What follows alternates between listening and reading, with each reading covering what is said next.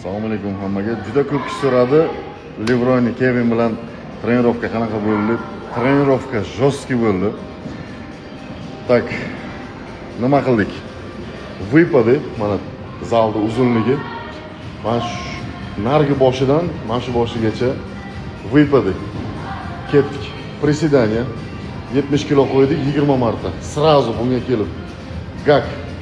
Buni o'zida 40 marta. Полная амплитуda, tepadagi yarimta, pastda yarimta, yana полная амплитуda. Jim nogami. Bunda ham 40 ta.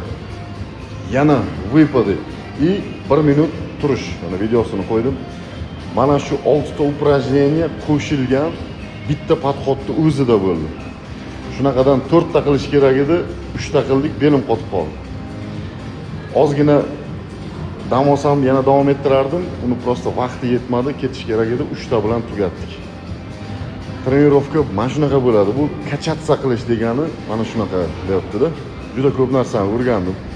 Bu odam bilan trenirovka qilish meni xayolimga ham kelmaganda. Biz Zarafshonni podvallarda trenirovka qilib yurgan paytimiz bularning plakatlarini, video kasetalarini olib ko'rib havas qilganda bizlar uchun bular u Marsga borib yashaganday desa ham bo'ladi. Bular bilan ko'rishish.